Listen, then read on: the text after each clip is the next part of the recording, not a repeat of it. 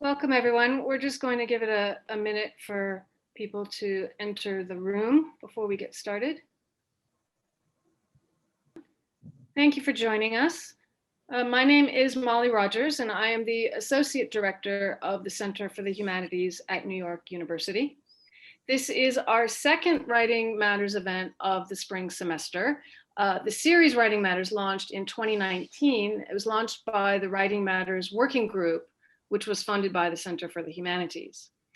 During the current semester, the focus is on scholars as writers, and tonight's event specifically is on verse and prose writing. The series was created by our moderator, Stéphane Gerson, who also co-launched the original Writing Matters series a little over a year ago. Stéphane is professor of French Studies and History at NYU, and also the director of its Institute of French Studies. His historical scholarship explores questions of place and memory, disasters and their aftermaths, and modes of historical writing. His publications include the prize-winning The Pride of Place, Local Memories and Political Culture in 19th Century France, published by Cornell in 2003, and more recently, Disaster Falls, A Family Story, published by Crown in 2017. His current research is a relational history of survival, rescue, and post-war memory and storytelling, and forgetting. This work moves from his Jewish grandparents to the various peoples they encountered in World War II, Belgium, and France. Before I hand the screen over to Stéphane to moderate this evening's event, let me say that following the panelists' comments, we will take questions from the audience, and we will try to answer as many of them as possible. So please submit your questions at any time using the Q&A function at the bottom of your screen. I want to thank Kyla Bowen for getting us up and running today, and also Denny Valentine for providing administrative support. Again, thank you all for joining us, and let's get started. Thank you, Molly, and good day, everybody. I'm very happy to be here. I'm actually coming in from Brussels, Belgium. I think we all decided that we'd tell you where we're speaking from, because this is kind of a transnational Zoom panel. This conversation tonight is part of a running series, as Molly said, called Writing Matters. And Writing Matters was imagined as a space within the university in which faculty and students and others could come together to discuss the craft of writing and their own writing, as well as questions of readership and publishing. Such spaces are important because how we write is central to the arguments we make, to the knowledge we produce, and to the readers that we reach. It's important, these conversations are important because experimenting with form and aesthetics, with voice and style, doesn't come easy to all academics, and it doesn't always conform to the norms of most disciplines. And so we think it's important to support scholars in the writing, and especially younger scholars who may be considering non-conventional forms of writing. So I want to start by thanking the NYU Center for the Humanities that has housed and support the series, and we're holding three conversations involving scholars who lead multiple writerly lives, whose work blends voices and genres. And for each one, the animating question is, how does experimentation in writing invigorate our scholarship and serve our intellectual and critical designs, and also reach different readerships? Tonight, we're delighted to welcome two scholars from different fields and different generations and different continents, and yet who, despite these differences, have much in common, most notably their blend of prose and verse in their recent work. So let me give you short introductions and tell you a few words about the format, and then we'll hear from them. So Patrick McGuinness is professor of French and Comparative Literature at St. Anne's College, Oxford. He's a scholar whose research focuses on poetry and politics in fin de siècle France. Most recently, Poetry and Radical Politics in fin de siècle France is his latest book. He's also a poet and a novelist and a memoirist. And most of our discussion today will focus around his hybrid book, Other People's Countries, A Journey into Memory. Renato Rosaldo is a professor emeritus of anthropology at NYU, and he played a pivotal role in the development of historical anthropology with the classic book Ilongot Headhunting, 1883-1974. This book came out in 1980. He's also imagined new forms of anthropological writing anchored in the whole self, most notably in his book Culture and Truth, the remaking of social analysis. And today, we'll focus mostly, our conversation will focus mostly on his 2014 book, The Day of Shelley's Death, the Poetry and Ethnography of Grief. Now, the day of Shelley's death revolves around an event, and Renato will tell us about it later. Patrick's Other People's Countries is about quotidian interactions that may seem uneventful, and yet both are concerned with traces and memories and aftermaths and literary ways of rendering them, of thinking about them, and of producing specific forms of knowledge. And this is going to be the framework for our conversation today. This is the format. I've asked both of our speakers to prepare short, like 7 to 8 minute biographies of their writing lives, introduce us to the evolution of their writing and the different modes in which they write. And as part of this presentation, each one will discuss a short passage from these two books, read it for us, and use that passage as a way of speaking about their own writing. And then afterwards, I'll follow up with a number of questions about the writing choices and their scholarship, and also the institutional framework in which this kind of writing happens. And of course, as Molly said, please share questions on the Q&A, and we'll try to, I'll try to use as many as time allows. And the event will last 90 minutes overall. Okay, so I'll start by giving the floor to Patrick. Welcome. Thank you very much. Thank you, Stéphane. It's very nice to be here, in a version of here at least this evening. I'm speaking to you from the North Wales coast, which is the top left bit of Britain. And it's the bit that faces Ireland. And right outside my window at the moment, in the dark, is what James Joyce called the scrotum tightening sea. And even though spring has arrived, it's still pretty cold here, but it's very nice to have this event to be doing tonight. I'm especially grateful to be invited to speak about something that really, Stéphane alluded to this earlier, doesn't really get a look in my institution, the University of Oxford, which is how creative writing and creative thinking interpenetrates scholarly writing and scholarly thinking. And I suppose what I'm going to do in the brief time that I have is introduce myself as a writer, not as a writer of several things, not as a writer of several genres, but more as a writer who is basically doing the same thing, just using different kind of languages, different shapes of thought in order to express it. I was brought up in Belgium, in a small town called Bouillon, where my family still lives, and where under normal non-COVIDian circumstances, I would be going back 3-4 times a year. But I was schooled in England. I was schooled rather dryly in an English boarding school. And then even more dryly, I was a student in Cambridge doing English literature.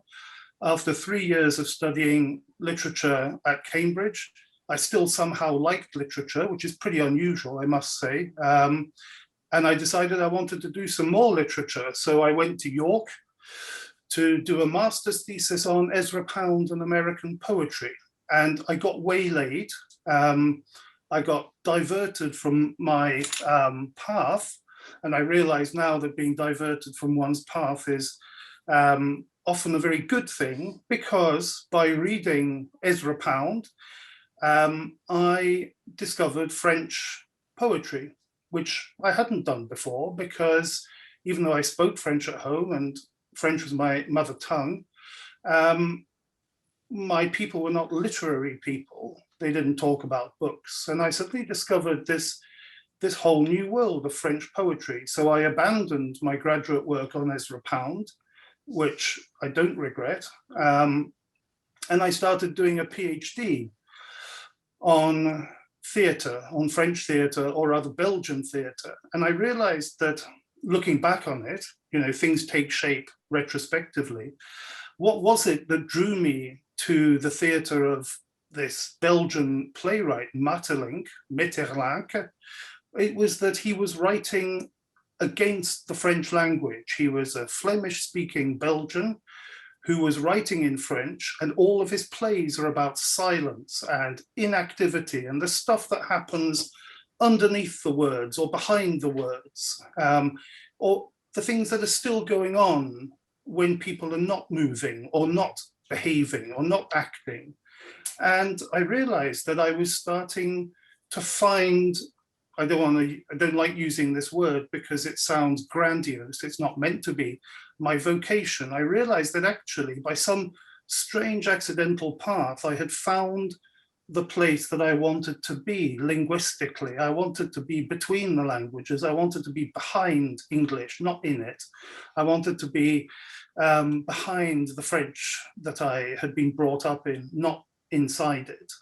And these things that seemed like accidents have in the end defined my way of writing. The book that I'm going to speak briefly about, Other People's Countries, is a book I wrote in my 40s about my childhood in this small town in Belgium. Why did it suddenly seem important for me to recreate in extraordinary detail the ordinariness, it really is ordinariness of my life in Belgium? It's because I'd spent 30-something years not thinking about it, not talking about it. It didn't seem worth saying. And this is a book really about memory. And it's a memoir, yes, but it's the fruit of everything else that I've done as well, whether I've been writing about avant-garde theatre, chapters about silence in the theatre, chapters about Belgian literature, French symbolist poetry. It's a kind of distillation, really, of the kind of writing that I do. And when I was thinking about what I would say this evening, I realized that everything does kind of fit together. You know, there's the cover has got some keys. There's 3 keys. And in a sense, it's about opening doors. It's more like having one room with multiple doors rather than a house full of rooms. And that's how I think of writing. It's one place. It's a place in language I go to, but whichever door I use depends on how I'm feeling, how I want to express it. At the moment, I'm trying to write a book of poems, and I'm also trying to write a novel, and I'm trying to finish a book about the ordinary in French literature. Every one of those things is connected, and each one of them represents one key, as it were, but the room is the same. It's just the way the entrance I take is a different one. And I suppose there's another thing about this book, which is it's an elegy for the people I was brought up with, and it's an elegy for the person I might have been if my parents had not left and if I hadn't moved to England. So I often think that when one's dealing with elegiac sort of moments, one's not just thinking of the past, the goneness of things, it's the parallel ongoingness of those things. In the sense, the regret isn't so much that they've gone, it's that they're still there but unreachable. And I suppose I wrote this book because my children asked me for stories about my childhood, and that's how it started. Every night I would tell them a story about my life in Bouillon and about the people that I knew who were extremely ordinary people, but I loved them and I cared about them. and loving them and caring about them kind of fleshed them out in language. And I realized that actually it was deeply important to me, much more than it is to my children who have forgotten all the stories, that I should write these down. And that's this book, which is totally organic, really. It came out almost without my needing to write it, as it were, which is not something I feel, incidentally, often. I find writing quite difficult. This wasn't. So that's really an introduction to how and what I write. I didn't want to list books. I wanted to think more in terms of the interpenetration of those things, and also make a case for academics fulfilling their creative potential and their creative urge. Academics, students, anyone involved in the university life. And in fact, as I said to Stéphane, I suspect that I wouldn't have been a writer at all if my university had in any way encouraged me, because universities, certainly ours over here, are not that interested in creative writing, but often that's an impetus to do one's own and just get on with it. So in a way, I'm very grateful to my institution for the large degree of apathy with which it greeted all of my creative writing. It's made me the writer I am, in a way.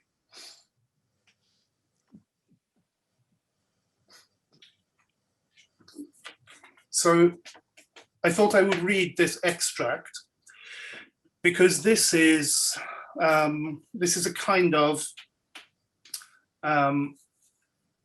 sort of distillation, really, of my mode of writing in this book. It's about coming back to the house, which my grandparents left to my mother, who left it to myself and to my sister. So we are in possession of this old crumbling house in the Belgian Ardennes. And it was the crumbliness of it that I like still. And I'm very attached to the way it seems always to be decaying, but never quite have decayed.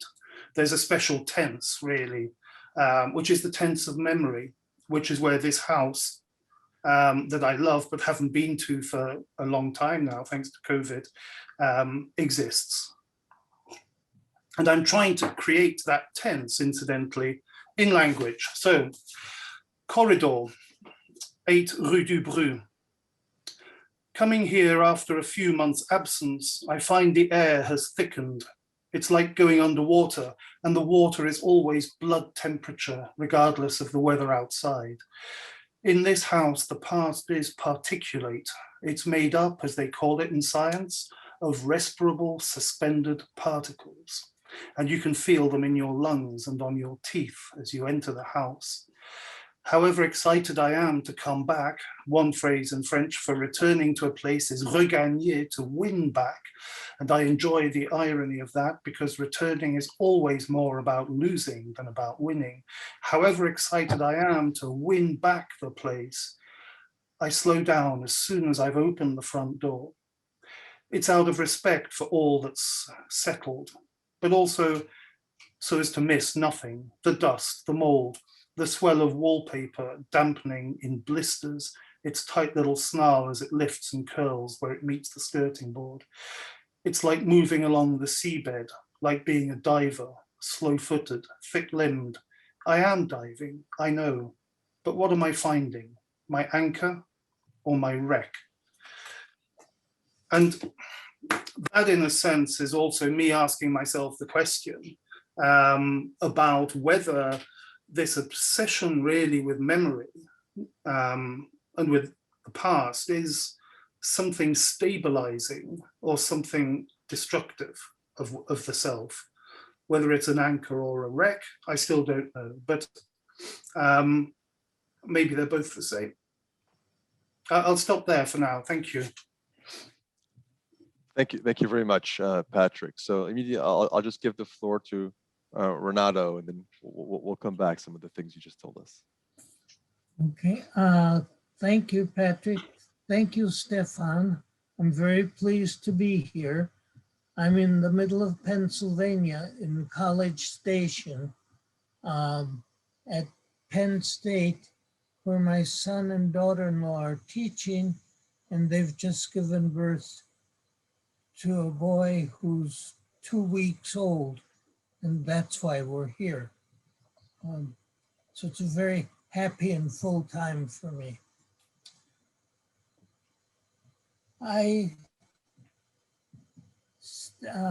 have something in common with Stéphane and Patrick that I wasn't quite aware of, and that is that we're all used to functioning in more than one language, and there's not just English. I grew up speaking, as a young boy, speaking English to my mother and Spanish to my father, who's from Mexico.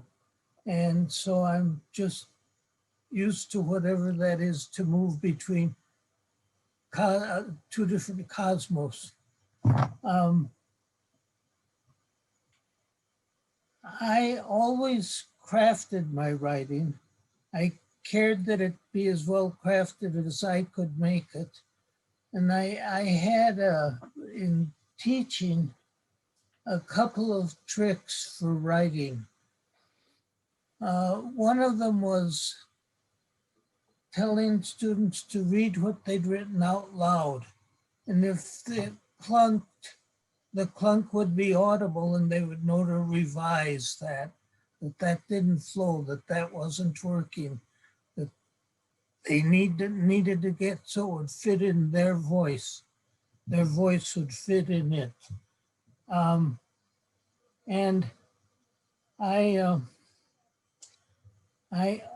had another trick, and that was if you're having trouble writing your theoretical introduction, write it as a letter to somebody you know and care about.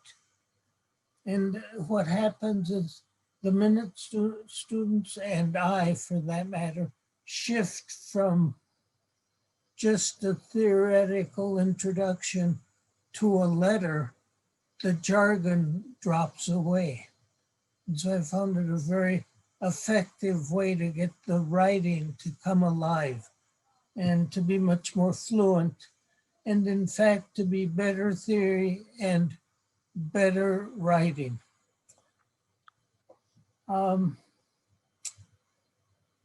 I started with a problem in writing when I was writing the book Ilongot Headhunting and trying to write a social history of an anthropological theme about a hill tribe that supposedly had no history, that were living in a timeless present. And when I started doing that, doing it well, I found that beginning students of anthropology could not follow it. They could not follow the narrative. They had not been brought up to do that. And so I had to pay a great deal of attention to narrative per se, and to how to make it intelligible to people who weren't used to reading it, and how to make it pass muster with historians who were used to reading that kind of analysis and writing. And that's where I understood more deeply that how you write and how you think are deeply interconnected. They're not separable things.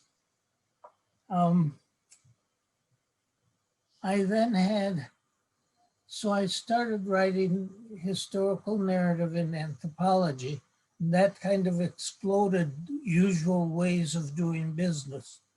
But then I had another breakthrough, another radical shift in my writing. That was that I began writing poetry. And I began writing poetry when I was quite ill with a cerebral hemorrhage.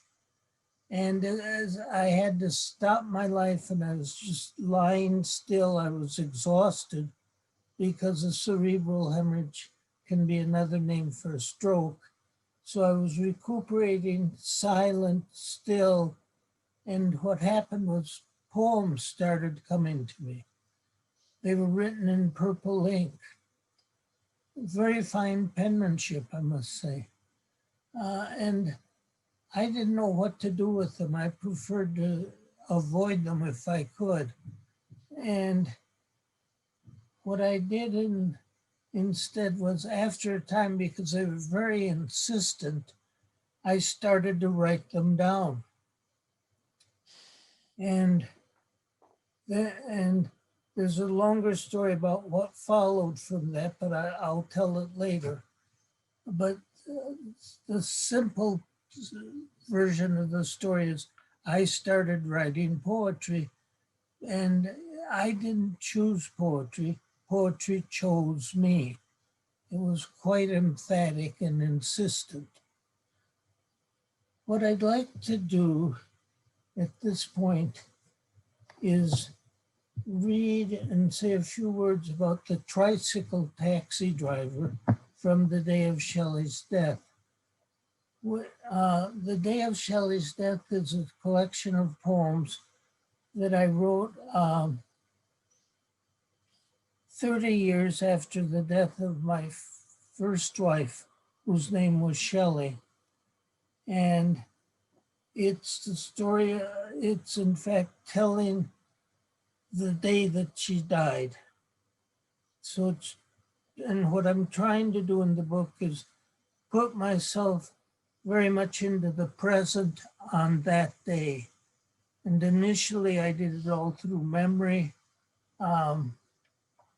I also consulted field notes that I'd been taking at the time just to check on my memory, and other sources that would give me some knowledge of what happened on those days. And a breakthrough to me was that I'd written a poem, only the second poem, about her death, how she died. I had two sons at the time, both of whom are with me now here in Pennsylvania.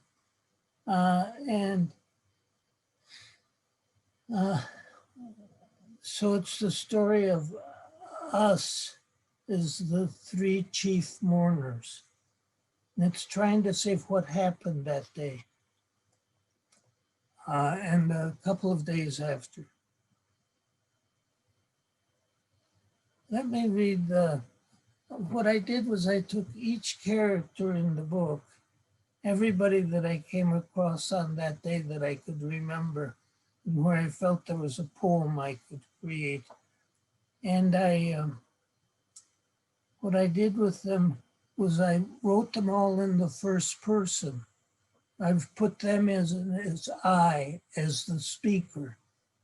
And so this is in the voice of the tricycle taxi driver. Here it is. Please accept my gift, I say. In Lagawe, I own the only tricycle taxi, orange, yellow, red, fresh paint, curving lines. Afternoon, the soldiers arrived breathless, say an American woman fell from the precipice near Mungayang. At dusk they arrive, Ifugaos, a few men, 2 women. One carries the baby of the American woman in a yellow backpack. I shall be the one. In a rattan hammock tied to a pole, Ifugao men bring the woman's body.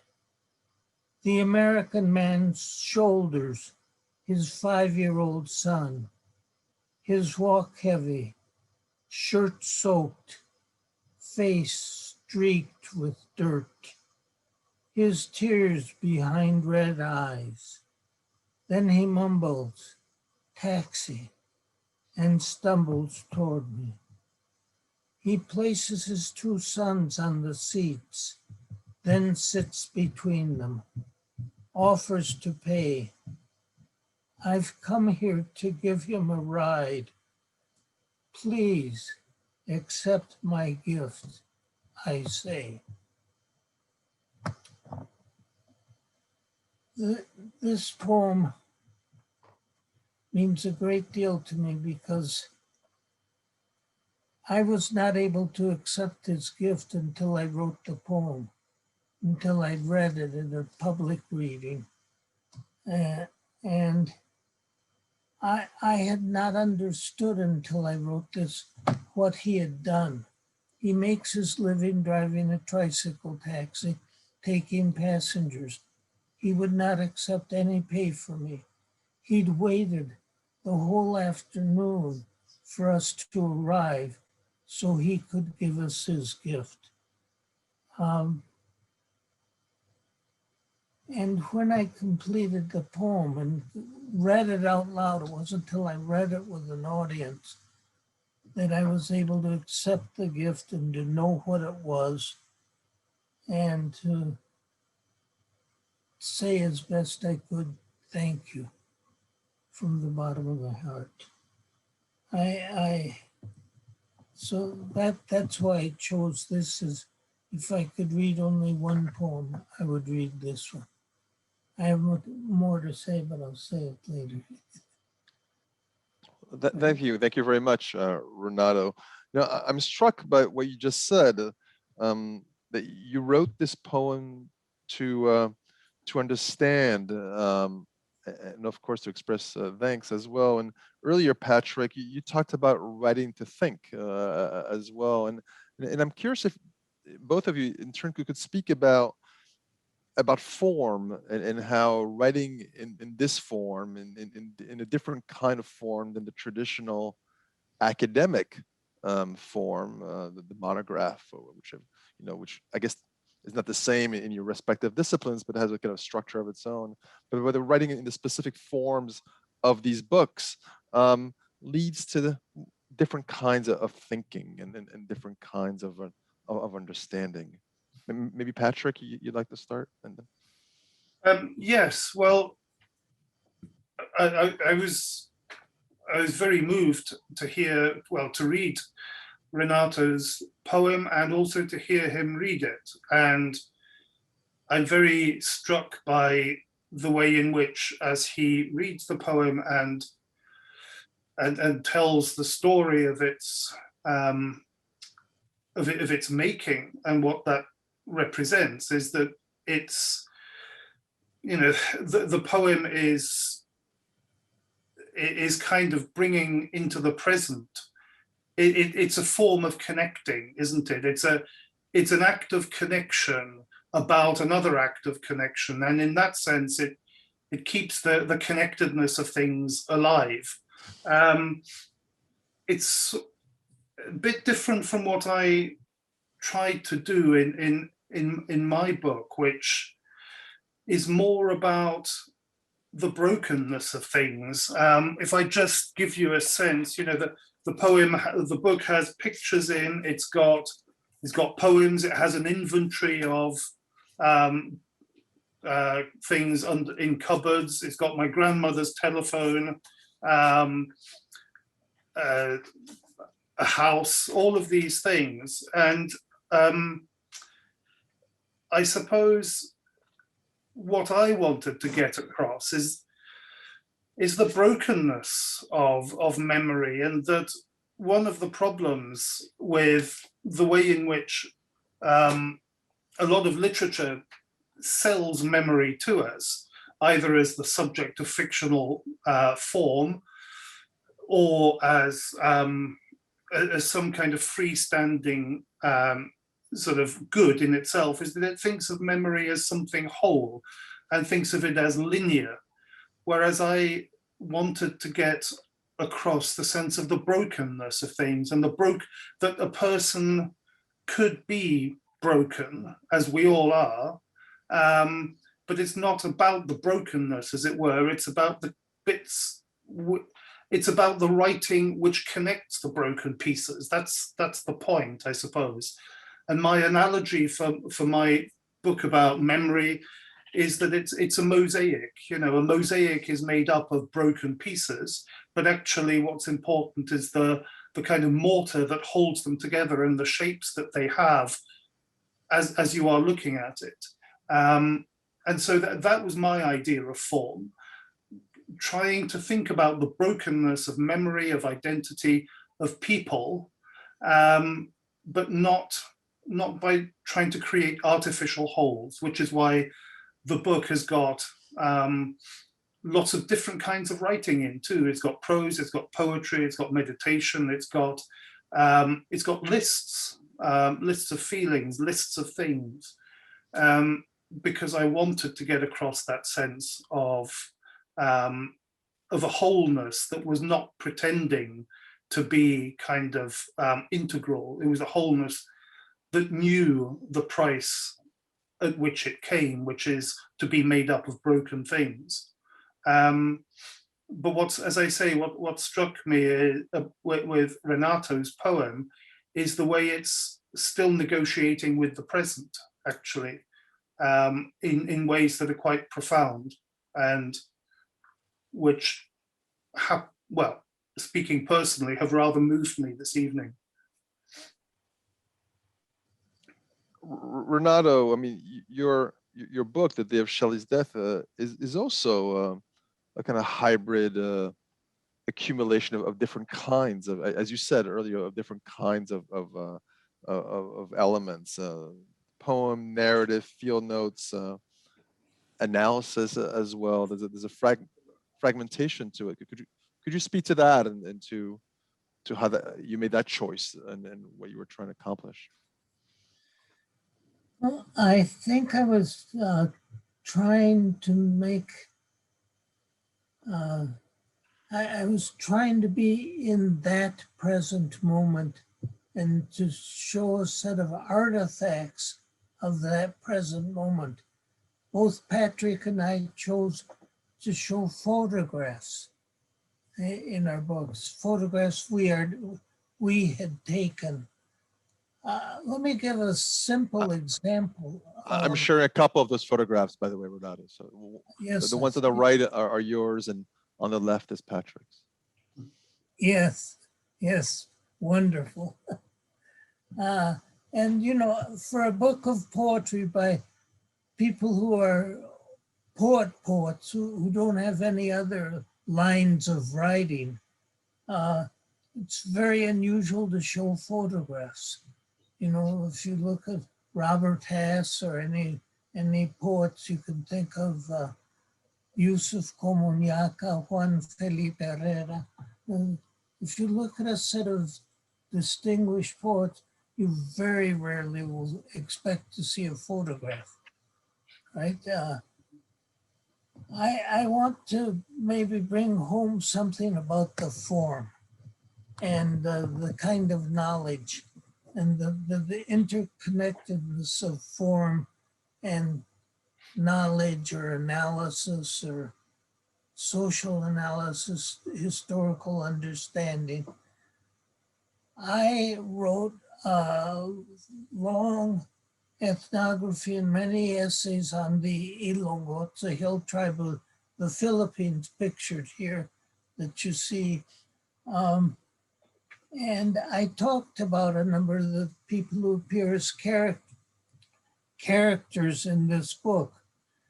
And so I'd already written extensively about them before I wrote this series of poems about them. And I was shocked because somehow as I was writing poems, my question was, what kind of man, woman, or child is this, right? And my question with the ethnography that I wrote was, how does this person become formed in a system of Uxora local marriage with multifamily households? Well, Uxora local marriage already has kind of floated you up away from the question of what kind of man or woman is this, what kind of relationship do they have? And in these poems, I spoke about two people who were husband and wife in whose home we lived for 2 years. There were no partitions in the home, just fireplaces. So we had quite an intimate look at them as they did at us. And one thing I never mentioned, because I was preoccupied with the form of domestic living arrangements and how they worked through time and how that intersected with history, that I never mentioned that the husband and wife with whom we lived fought like nobody I've ever seen in my life. I remember one day the husband took a big heavy iron pot for cooking and hit his wife over the head with it. And I thought that epitomized their remarkable talent for fighting. But it had never been ethnographically relevant to speak about this somehow. I think that points to the limits of limiting oneself to one form and not having the whatever it takes to move out of a singular form into another way of speaking about these human relationships that you're trying to come to grips with in some way. So I think that maybe speaks most directly to your question as to what difference does the way you write make to the way you understand? What difference does the form that you allow your writing to take make to your ethnographic understanding of the thing that you're claiming to try to understand? Thank you. But Patrick, among the many features of your writing in other people's countries, as I was reading them, I was kind of jotting down, and sometimes there's a self-doubting voice, sometimes there's self-referential voice, sometimes there are detours, as you said earlier, about your own trajectory, detours, they're not really detours, that into train stations and schedules, and sometimes also, as we saw earlier, there's this close attention to language, and all this is part of what you call this mosaic that characterizes this book. Reading your some of your more scholarly books, like Poetry and Radical Politics in fin de siècle France, in some respect, it looks like a traditional monograph, with an introduction that summarizes the chapters, for instance, or some kind of signposting that kind of labels it as something we can recognize. But there's also an attention to writing into style, and like the riff on the kites on a poem that opens the book. Could you speak a little bit about I mean, I know that these are different doors into the same house, but the ways in which you approach that writing in that form, and in conversation perhaps with your other forms of writing. Yes, sure. As well, Renato indicated that he thinks of everything he writes as requiring to be written in the best way possible, regardless of what it is. And I go along with that. It doesn't, while I know that the tone and the purpose of an academic book will be different from a poem, for example, or from an extract of other people's countries, I do try to make sure that everything I write expresses me and my way of seeing things. And I do find that one of the things about being a poet, or in my case, an occasional poet, not enough of a poet, I should say, is that you start to think of the ways in which the right image or the right metaphor can actually do huge amounts of scholarly work for you that might take 20 pages to elaborate. Then suddenly you hit on the right metaphor, and you know that it belongs in the world of poetry and maybe not in the world of the scholarly book, but you think this is a much more elegant way. I mean, you talk the kite, and that my analogy, where I was trying to talk about the relationship between ground level political realities and poetry, which always thinks of itself as separate. And I was trying to come up with all kinds of scholarly definitions of the relationship between ordinary life and the poem, and whether or not the poet was, poetry could be said to be part of ordinary life, and so on and so forth. And I suddenly thought, well, the whole point of this is that the kite does that job. The reason the kite stays up and stays stable, poetry, is because it's being held down. And I suddenly thought that the relationship of literature to reality was like the relationship of the kite to the ground. That is to say, the important part of the kite isn't just the bit up there, it's the string that holds it down here. And that's where you get suddenly the kind of dynamic tension between what poetry wants to do, which is fly away into the world of ideas and feelings, and what reality wants to do and say, no, you can't fly over there. In fact, you've got to stay down here.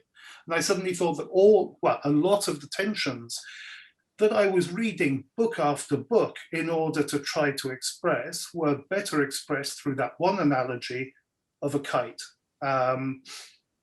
And something else happened now that you mention it.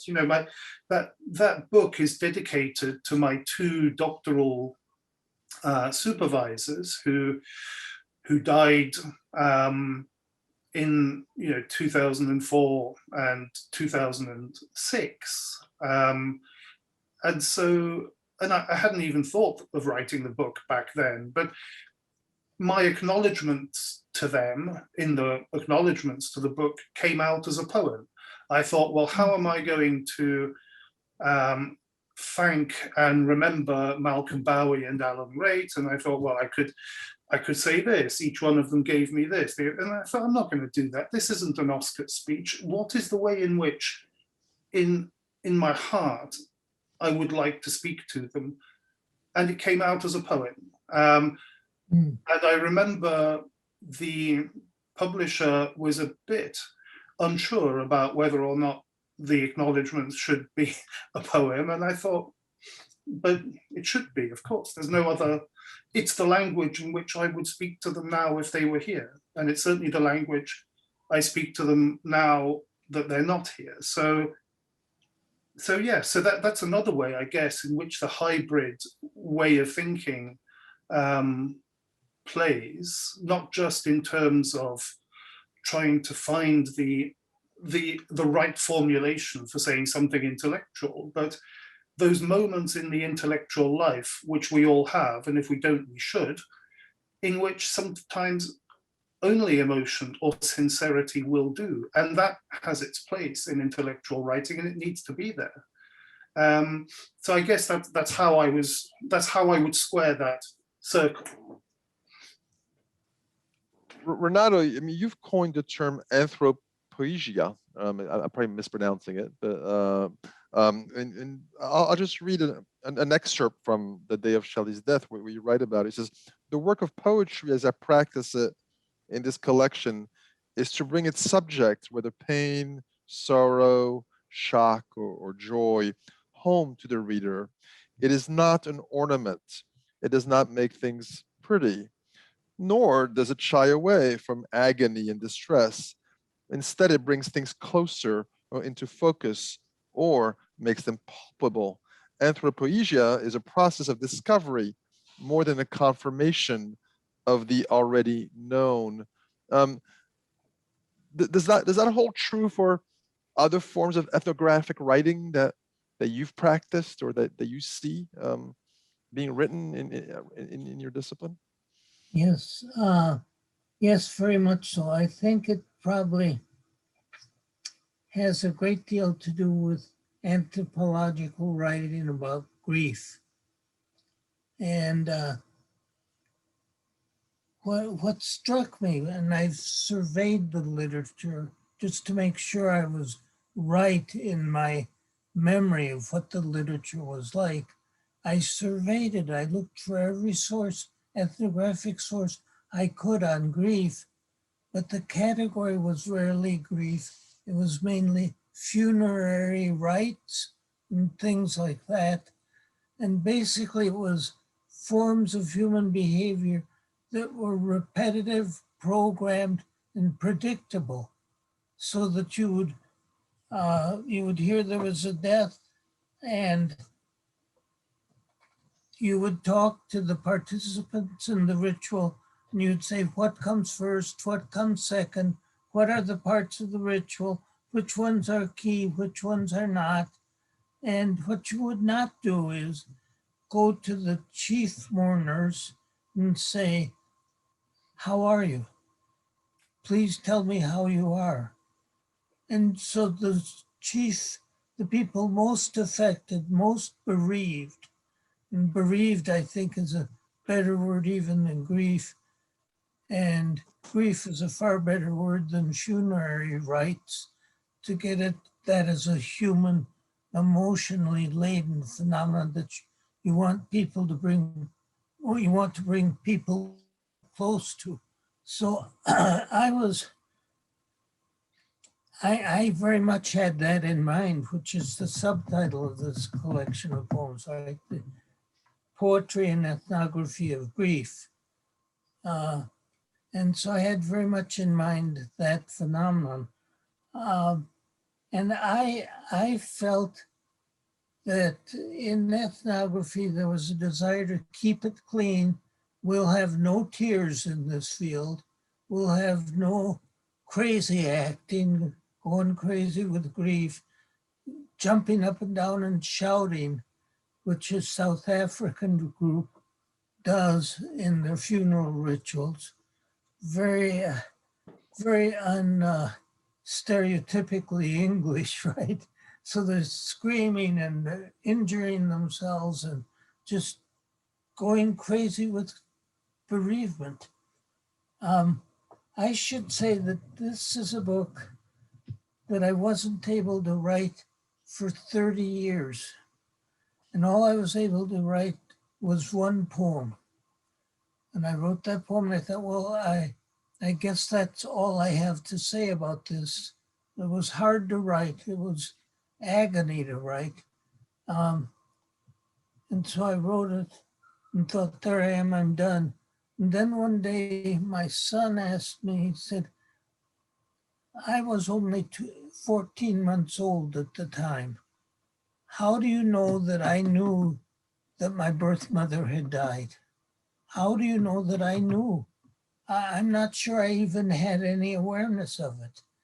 And so I wrote a poem for him saying how I knew that he knew, right? And when I showed it to a poetry workshop I was in, they said, oh, the problem with this is it has too many characters, right? And then the person who was convening the workshop, a really fine poet, Patricia Spears Jones, said to me, well, tell me about each of the characters who are here. This is a clear case of overpopulation, right? Excess population, you have too many characters. But I want to know who each of these people are.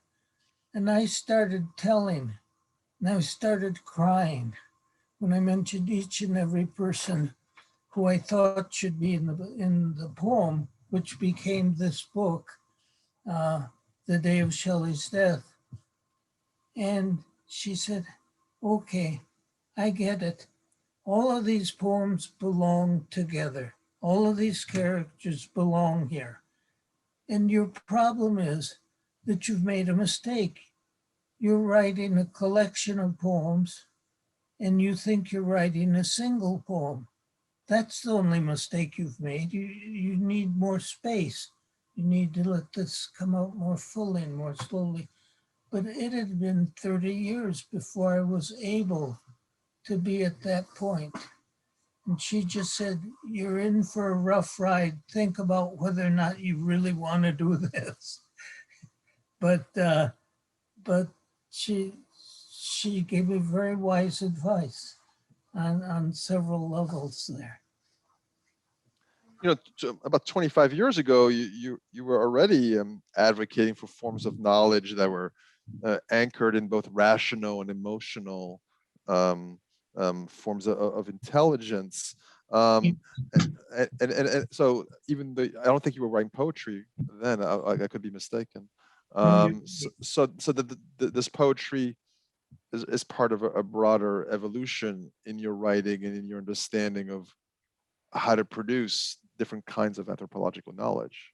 Yes, very much so. And I was saying that people who are doing straight anthropological analysis need to have some way of coming to terms with the deeply emotional, of both rendering it ethnographically, let's say for the moment, ethnographically present, and getting it there on the page so that a reader can grasp what it is. And then eventually I found poetry a better way to do it than any mode of writing that I had at the time. You know, a few months ago, I was reading this piece on the SSRC blog by a historian called Shobana Shankar, who argued that the COVID-19 pandemic showed, and I quote her, that the range of emotions that field researchers are feeling now, fear and sadness and nostalgia and longing for connection, end of quote, that these emotions that they typically expunge from their scholarship, like the tears that you were talking about, Renato, Yes. Are essential and contribute in long underestimated ways to historical understanding. And of course, Patrick, when you were listening to Renato, the first thing you said in response to his poem was what you felt, about the emotion that you felt. But in your own book, you end Other People's Countries by speaking about finding what you call the angles of vision and the ways of thinking and feeling that gave the material its interest. And I'd like to hear you speak about understanding, thinking, and feeling, the connection between the two in this work and in others, and maybe in relationship to this moment we may be at, according to Shobana Shankar, in which a growing number of scholars are recognizing the importance of drawing from both rational and emotional forms of knowledge. Yes, I suppose I was forced, as I said, to revisit what seemed to me an extremely ordinary childhood, because I was asked to by my children. Now, one of the things that happens when you tell a story, rather than simply saying, I remember this, when you are conveying it as a fact, is that you are re-inhabiting it, but you are telling yourself, you are telling the story of yourself, you're third personizing yourself. You're standing outside yourself in order to kind of recreate these tales. There's a complicating factor, which is that my childhood was spent in French. My adulthood is spent professionally in English, but here where I live in Northwest Wales, it's spent in Welsh. I live in a Welsh-speaking area, in a Welsh-speaking town. My partner is a Welsh speaker, and Welsh is the first language of my children. And so I was telling them stories of my childhood through my effectively my fourth language. And I was constantly, I realized that I had put myself in a position where I was re-examining these dead facts of my childhood through a constant kind of hall of mirrors, that I was translating my childhood French into my children's childhood Welsh, and they were finding these episodes were finding their way into the English of a 40-something-year-old academic who's also a poet. And I realized as I told these stories that were, banal, the usual stories, that actually something was happening inside me that was quite emotional. It was like a kind of, in a positive way, a kind of cracking. It's like, the analogy is like, when you step onto frozen ice and you hear the faraway crack, which is basically, it's heading towards you. And it was that, but it was a positive feeling. And I realized that it would help me And actually, you know, I talk about some pretty sad material, apart from anything else. Like anyone who was brought up in Europe, you know, at that in the 70s, you know, my grandparents lost a brother. You know, my grandmother lost two brothers in the war, one to the Gestapo, one to bombing. They all knew people who had died, who had suffered in the war, and they didn't really talk about it, which is very, very different, I must say, from Great Britain, where no one knew that many people who'd been in the war, and the British talk about the war all the time. Obsessively so. In fact, you could say that, you know, images of the Second World War have defined some of the things that have happened in Britain in the last 4 or 5 years, a kind of retrograde, exceptionalist nationalism. If you were brought up in a Europe where these things were part of life, you feel very differently towards it. And I have noticed that since I wrote Other People's Countries, it made me more determined to make my academic writing, which can sometimes be rather arcane, you know, 19th century French symbolist poets, it gave me a hunger to make it more, not relevant as it were, but to see how actually things connect up, how the now, the political, cultural, medical now is intimately involved in the way we should be thinking about and teaching literature and so on. So that's another thing that kind of broke in me. The final frontier between my creative writing and my academic writing was broken down by writing Other People's Countries. I don't think I could go back to writing academic writing as I used to write it. And I wouldn't want to, and I'm very encouraged to see more and more academics understanding that actually the present reality in all its ugliness and all its potential actually irrigates the intellectual mind. It's not a separate thing, it's constantly flowing in and out of it. So is there a place for emotion in your more academic writing? Yes. So I mean, the thing I'm trying to write now academically is it's about mostly French literature, but actually I'm trying to expand it now.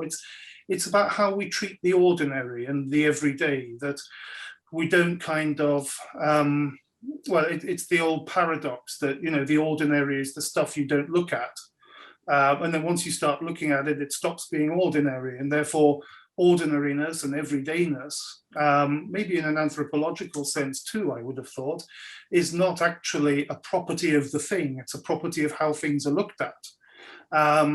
And maybe there's a kind of academic writing that can think about what, this is rather abstruse at the moment, but I'm looking at writers who try to write about the everyday and the ordinary without trying to promote it into the extraordinary. I'm tired of all that stuff that you get in poetry, where, you know, where the poet or the reviewer says, "Oh, this poet takes the ordinary and makes it extraordinary." I'm not interested in that. Leave it alone. It's ordinary.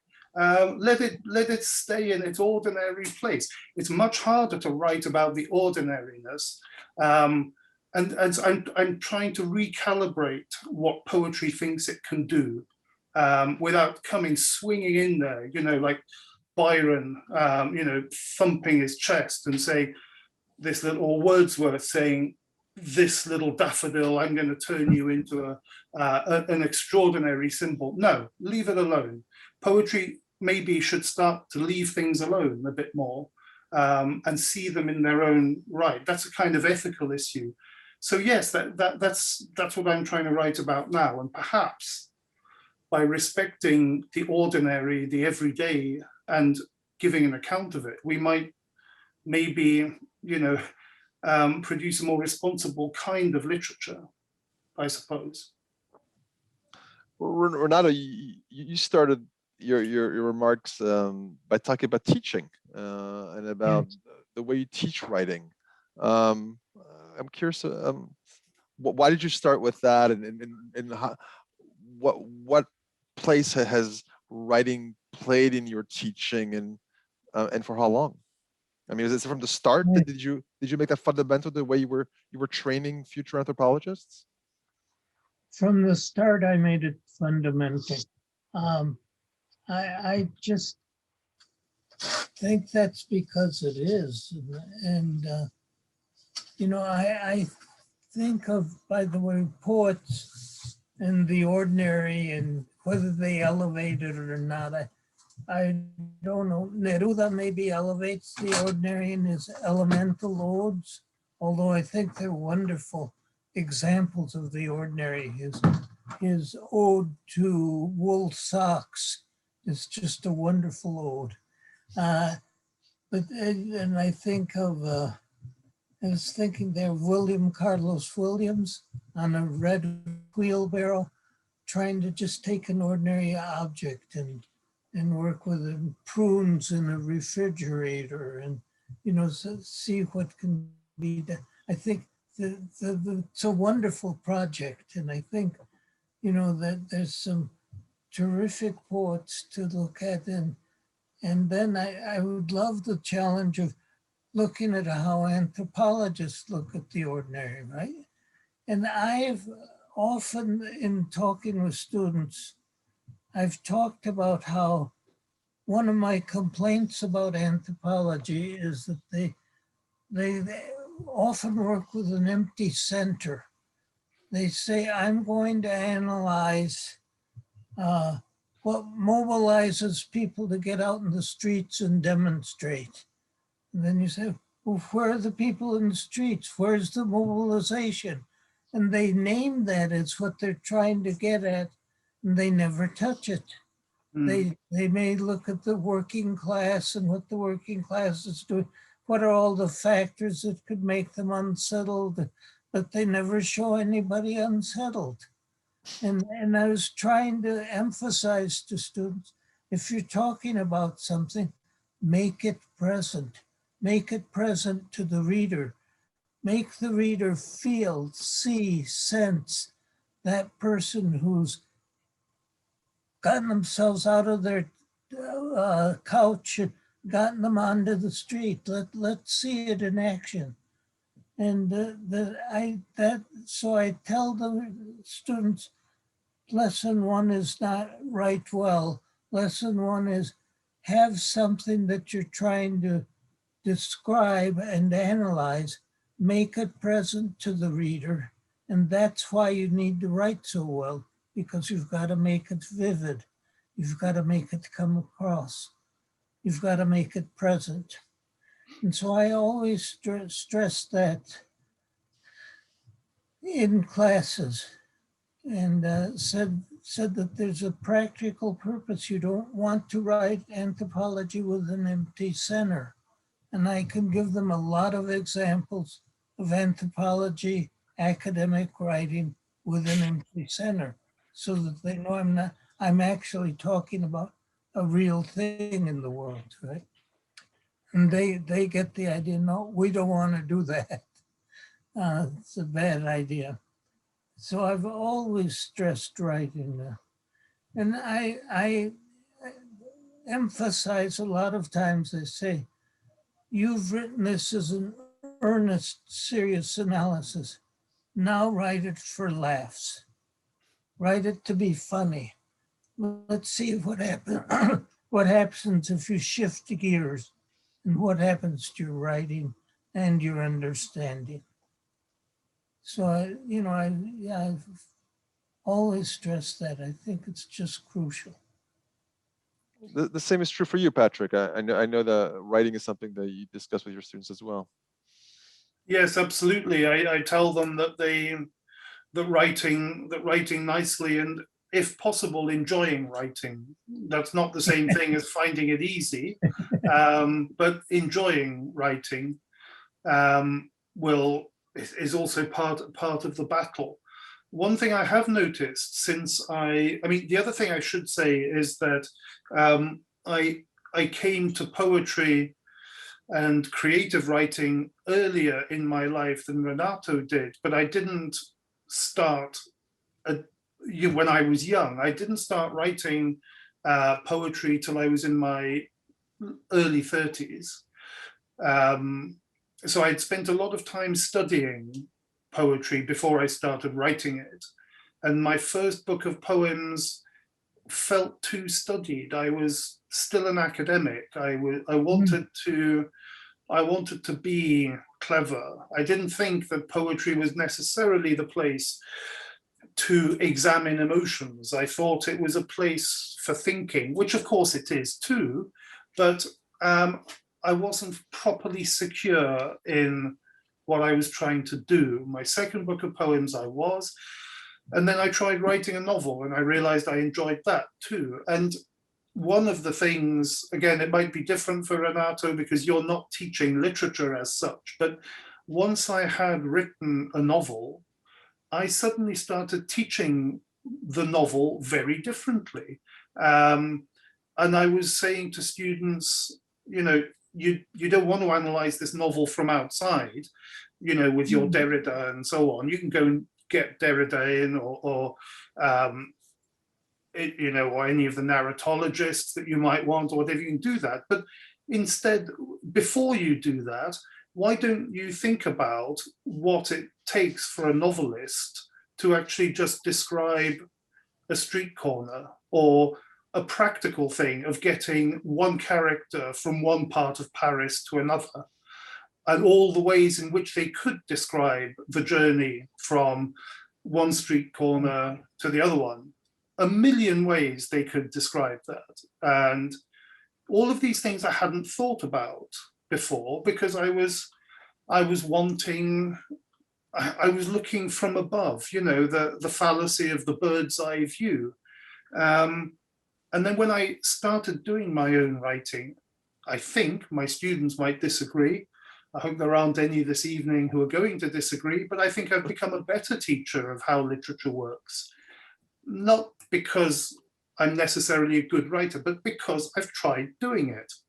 And I say to them at the start of lectures, I say, which of you has written poetry? And of course, they all have, but none of them want to admit it. And I say, come on, you know, it's like a support group. You know, we all, you know, Poets Anonymous. And then by the end, they've all said, yeah, I've tried to write poems. And I said, well, what kind of difficulties do you encounter? And actually, I find they write better like that. Simply, it's helped me to show them how to get inside the material rather than standing outside it. So I think that it's made me a better and more confident teacher, but it has definitely changed the way I write scholarly writing about literature, because I think about how it has to be put together. Yeah, I think pragmatically about it. Yes. Yeah. Renato, did you want to add something to that? Or Yeah, I recently have, in the last years that I was in the classroom, I was teaching a Latino literature class, and my line on that would be, you know, I'm not a literary scholar, so you can write anything for me. It doesn't have to be pretty. It doesn't have to be anything that you think a poem is, because I'm not a literature professor. So I'll tolerate anything. And I said, I have one thing I care about. This really has to matter to you. Yeah. If it doesn't matter to you, I don't want to read it. And that's the only criterion. And then I see all of the students in office hours, and I say to them, well, tell me what you're thinking of writing about. And then I say, I still don't understand why this matters to you. And then they start to come to terms, and it's almost coming to the poem from outside, that this really is important to a fellow human being. And then I say, you've got to convince me that this matters to you. And I will believe, and it'll matter to me. And the writing improves miraculously. Once they've signed that contract, the writing comes alive. That's what I found. Renato, you told me that earlier that earlier in your career you had to fight the notion that was prevalent in your discipline that good writing means sloppy scholarship. I'm curious about how that's played out in your discipline, and maybe Patrick could speak also about within his own discipline whether that applies as well. Yeah, the idea was if it's well written, there's a sleight of hand going on. They faked it. They're short on data, so they write over it. They write well and conceal the fact that there's no data there. Data was the holy grail. And it was absurd. But Clifford Geertz was the main example they would pull out. Look, they'd say, look at how well written this is. Terrible, it's terrible.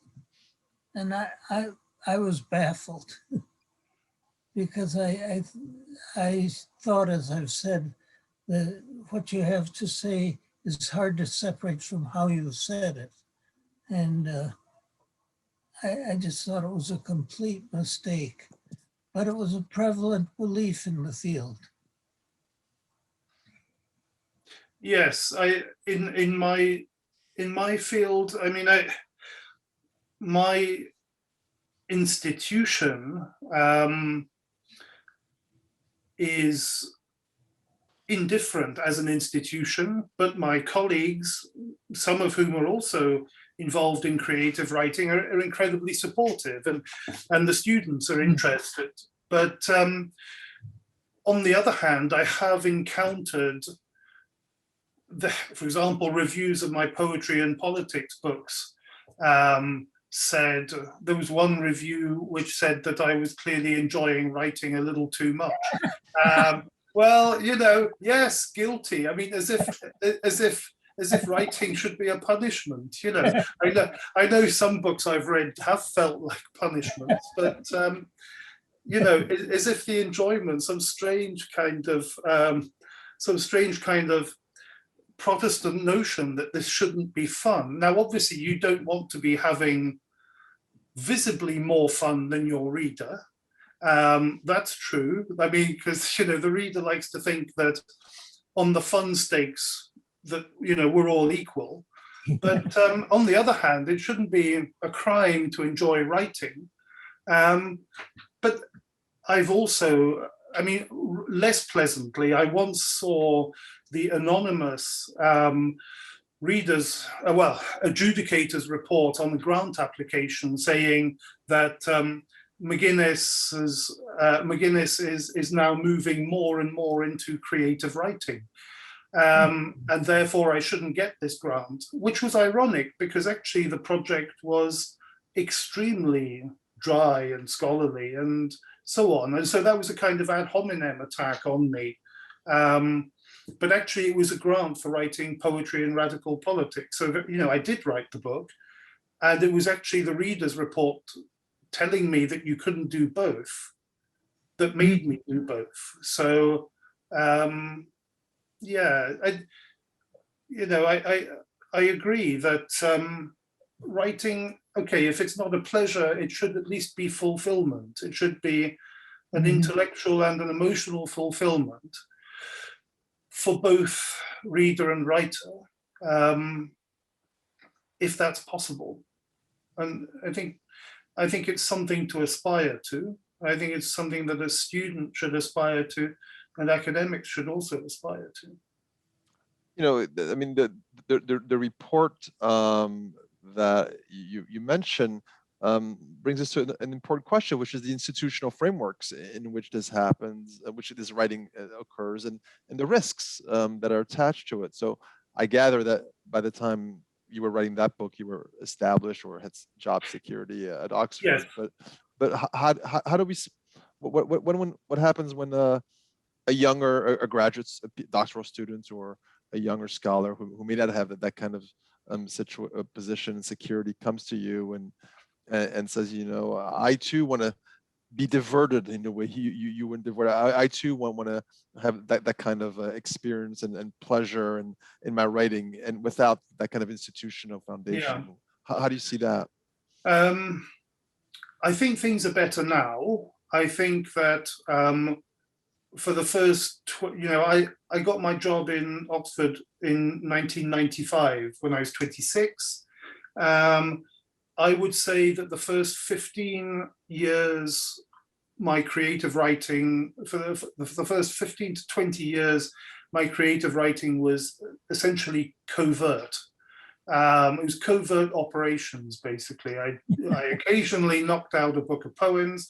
And then when I became established, I was able to do more what I wanted. But also the institution has changed. It's much more interdisciplinary and open than it was when I started. I'm sure that you in the States have got places that are naturally interdisciplinary and ways of thinking, because also you never know, do you? Maybe an anthropologist could tell me whether universities are shaped in this rigid way because the brain is, or whether the brain has become rigidly shaped because of the universities. I don't know. But you seem to have a much looser, more kind of mutually supportive, sustaining way of thinking about things. Nowadays, I think younger academics, I think they are free to experiment, and they're in Oxford. We've got creative criticism. We've got a thing for a Centre for Creative Criticism and Translation. So we are finding small institutional spaces in which to do these things. And the last thing I'll say on this is that when younger academics come to me and ask me if they should try to submit a poem or that they're working on a novel, I tell them that they should absolutely do it. But quite often, many of them still do not, because, I mean, they still don't publicly admit to being creative writers because they think it'll affect things like tenure and stuff, which it shouldn't. And I don't think it would in the States. I don't think it does anymore, but there is an idea, isn't there, that if you're spending time doing this, that's time you're not spending doing that. But actually, they're different kinds of time, and they're different parts of yourself. And in fact, I got the proofs of a poetry magazine sent to me in advance of publication. And I saw that one of my younger colleagues in my college, who's an English tutor, had published some poems in that journal. Well, she hasn't told me anything about it. And I don't know whether that's good. Or does she not trust me enough to say I've got these poems coming out? Or is she doing what I did, which is keeping things rigidly separate? Because that can also be energizing too, in its way. They're very good poems. And now I don't know whether to tell her that I've read them or not. Right. Thereby creating a special English awkward moment of the sort that we have many of in Oxford. I don't know. I haven't decided, but when I see her next term, I will decide. Have to figure it out. Yes. Renato, what would you say in your disciplinary world to the anthropologist who comes to you and without that kind of job security, and the student or the young scholar, and looking to experiment in his or her writing? Well, I don't think in their professional writing they should experiment just for the sake of it, like art for art's sake or experimentation for the sake of experimentation. But I think what they should do is to say, this is the kind of thing I'm committed to understanding about being human. And this is the best way I can write about it. This is the best way I can express it. And then I would say, well, go for it. Do that. Do the harder project. Don't do the easier one because that's not your best work. And what you've got to do is take a chance, do it, because that'll become the work that you're recognized as doing.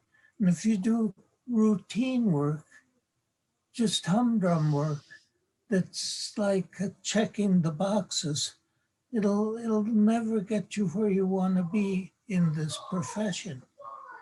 And so now that depends a little bit on knowing the person.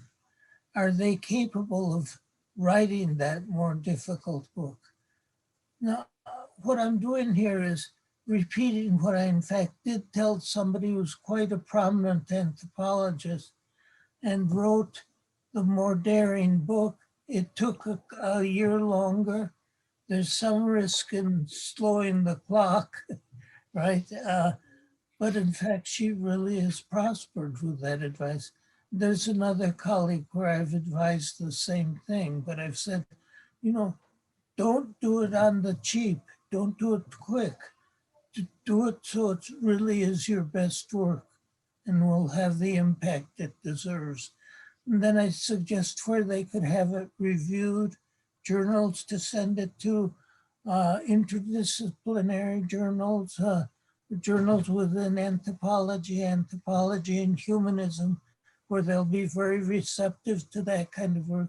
I say send it where you'll get a fair reading, and try to be on panels at meetings where those of us doing this kind of work get together and listen to each other's work and give feedback, not formally, but informally, and encouragement, and find venues where you can be well received. So I try to give them a fuller picture once I've thought that they really can write that special book that they're aiming at. Thank you. So we'll end with one question from the audience. I'll read it. I find Renato's book very moving and Patrick's book fascinating. I have a question for both of you. Do you think poetry allows you to express emotions better than prose does?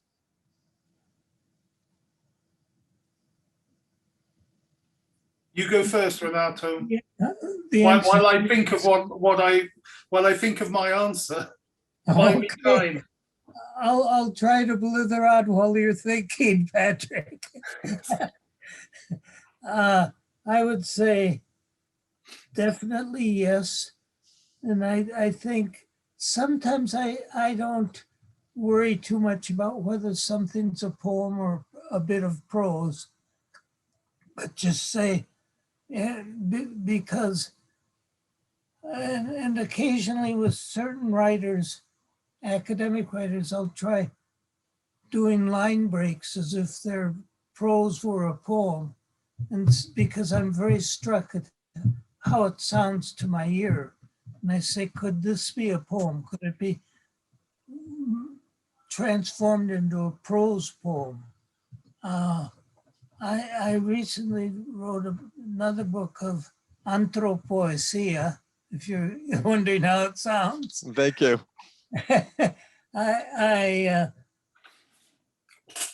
I was having a terrible time because it clunked, and I couldn't get the music in it. It didn't sound right. And then at my partner's suggestion, Mary Louise Pratt said, why don't you write this as a prose poem? I said, oh, I couldn't believe it because I wrote it as prose poem, and the long lines and going across the page. And I said, I can hear the music. And I was ecstatic. I said, this is going to work, when I tried just one of them. And then I did the whole book as prose poems. And what it was I was working off of tape recordings of actual people speaking. And at first I couldn't get the right form. And once I had the form for it, it worked completely. So Well, thank you. I've now thought of my answer. Thank you, Renato. Oh, My answer. Later on, I gladly accept. My answer is a strange shadow of yours. We should do this more often as a kind of roadshow. But you see, I think that poetry is language in its absolutely highest form.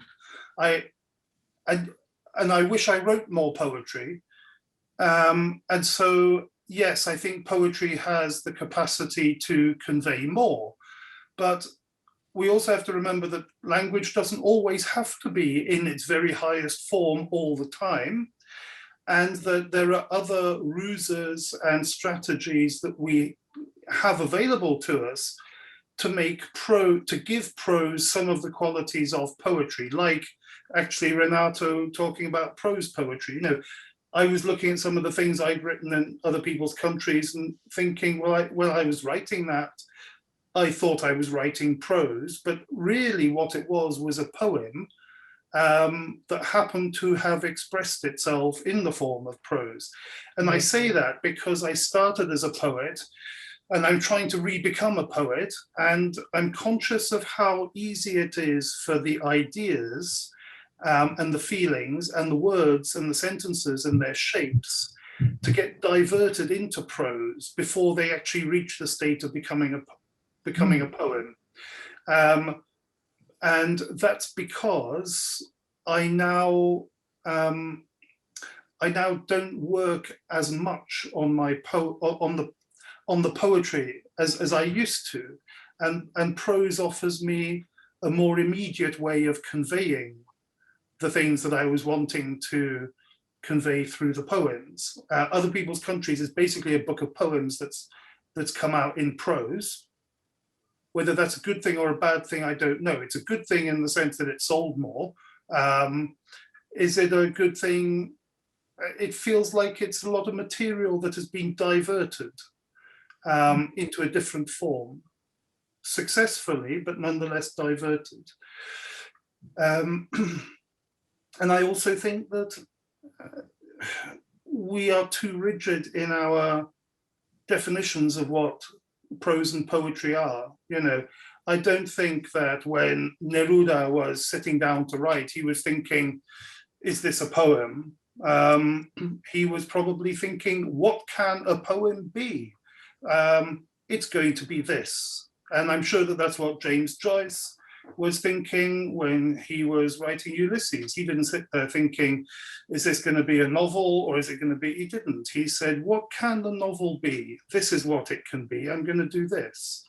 Now, I'm not saying that we all have to pretend that we are Neruda or James Joyce before we start, but I think we need to let the material find its own form too, because often the material knows what it wants to be. It knows what it wants to do, and maybe trusting it is another way of trusting ourselves.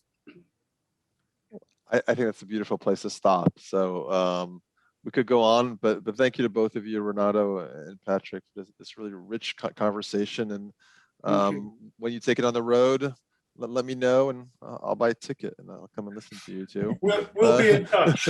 Okay. We'll be selling tickets on the corner of 45th. We'll be doing it in a van. When COVID ends, we'll actually have one of those big vans that you've got in the States, I think. Right. A battle bus. And bullhorns. Absolutely, yes. That's something to look forward to in the future. Thank you very much, and thank you to all of you who've joined us tonight. Goodbye. Thank you. Thank you. Bye-bye.